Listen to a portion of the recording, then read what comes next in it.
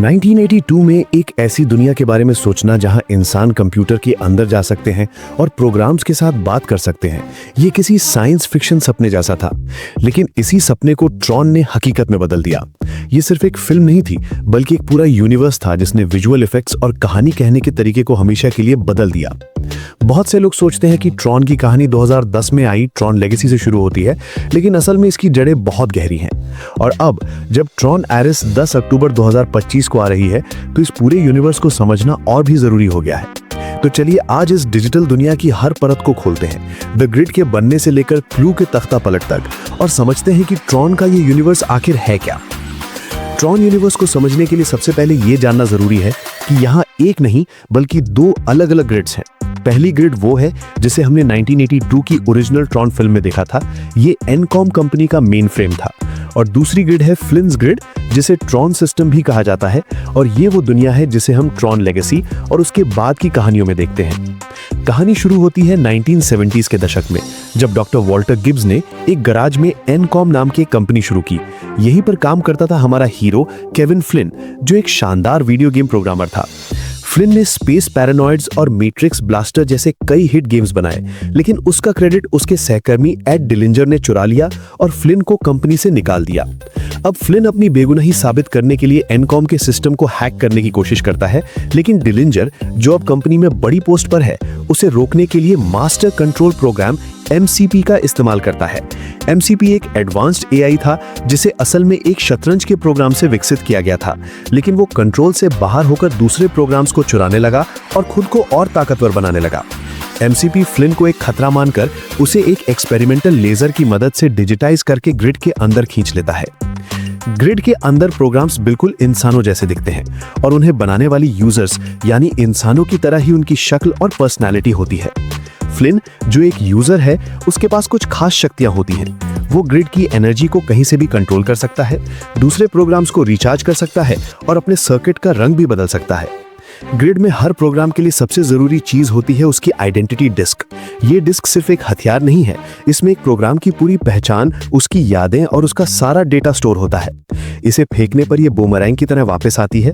अगर किसी प्रोग्राम की डिस्क खो जाए या टूट जाए तो उसकी यादाश्त धीरे धीरे मिटने लगती है और वो परमानेंट एमनीजिया का शिकार हो सकता है। ग्रिड में प्रोग्राम्स को जिंदा रहने के लिए खतरनाक गेम्स खेलने पड़ते हैं। अगर वो हार जाते हैं तो उन्हें डी रेस्ट कर दिया जाता है, यानी हमेशा के लिए मिटा दिया जाता है। इन खेलों में डिस्क एरिना, जहां खिलाड़ी एक दूसरे पर अपनी डिस्क से हमला करते हैं, और लाइट साइकिल बैटल शामिल है, जहां राइडर्स अपने पीछे एक घातक रोशनी की दीवार छोड़ते हैं। फ्लिन को भी इन गेम्स में हिस्सा लेने के लिए मजबूर किया जाता है। यहीं उसकी मुलाकात होती है ट्रॉन से। ट्रॉन एक सिक्योरिटी प्रोग्राम था जिसे उसके यूजर एलन ब्रैडली ने बनाया था। ट्रॉन का काम सिस्टम की सुरक्षा करना और MCP जैसे खतरों को रोकना था।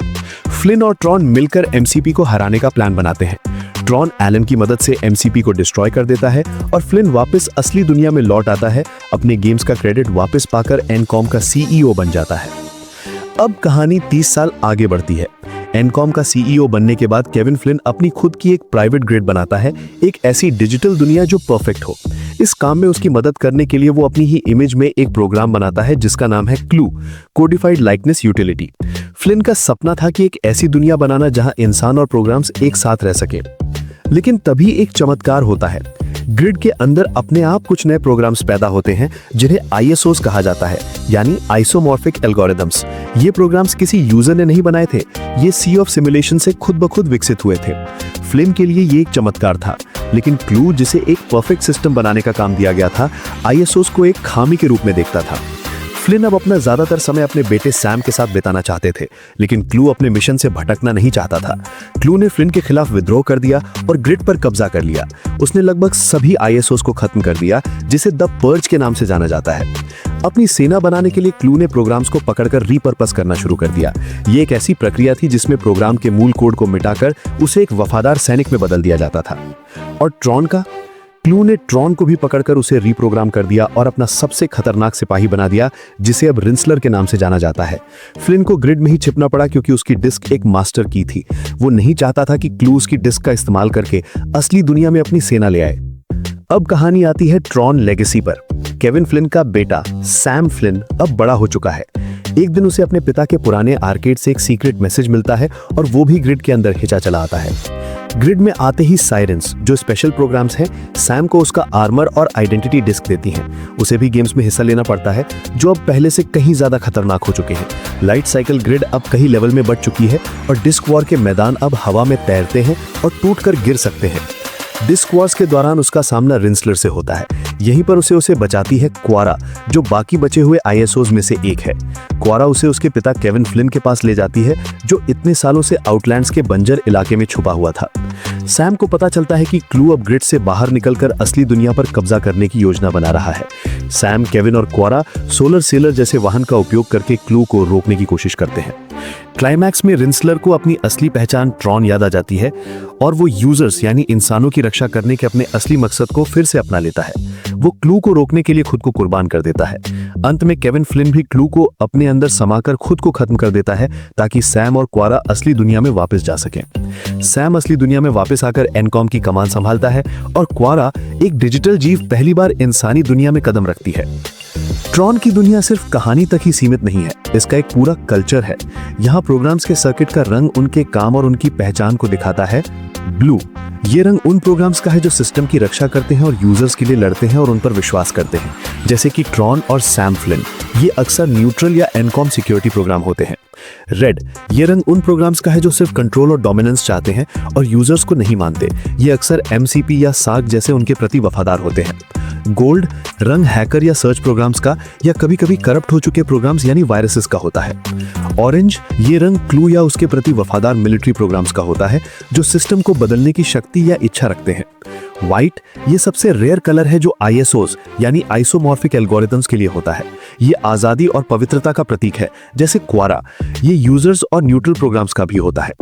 टील ग्रीन या ग्रीन, ये रंग आमतौर पर मिलिट्री प्रोग्राम्स जैसे कि टैंक ड्राइवर्स या कभी-कभी मेडिकल प्रोग्राम्स को दर्शाता है। पर्पल, ये रंग अक्सर सिस्टम यूटिलिटीज जैसे कि डेटा पुशर या कुछ अन्य विशेष प्रोग्राम्स जैसे कि एफकॉन से जुड़ा होता है। ब्लैक या नल, ये रंग डेटा मंक्स जैसे प्रोग्राम्स का है जो सिस्टम में गहराई से काम करते हैं। ट्रॉन लेगेसी के 15 साल बाद अब ट्रॉन एरिस की कहानी शुरू होगी। क्वारा अब इंसानी दुनिया में है। क्या होगा जब एक डिजिटल प्रोग्राम इंसानी दुनिया में रहेगा? क्या ग्रिड की दुनिया हमेशा के लिए बंद हो चुकी है? और क्या ट्रॉन सच में खत्म हो गया, या सी ऑफ सिमुलेशन में गिरने के बाद वो किसी नए रूप में वापस आएगा? ट्रॉन एरिस इन सभी सवालों के जवाब लेकर आएगी, जहां डिजिटल और असली दुनिया के बीच की लाइन और भी धुंधली होने वाली है। तो ये थी ट्रॉन यूनिवर्स की पूरी कहानी। एक ऐसी दुनिया जो हमें टेक्नोलॉजी, इंसानियत और परफेक्शन के मतलब पर सोचने पर मजबूर करती है। उम्मीद है कि अब जब आप ट्रॉन एरिस देखेंगे तो आपको ये यूनिवर्स और भी बेहतर तरीके से समझ आएगा।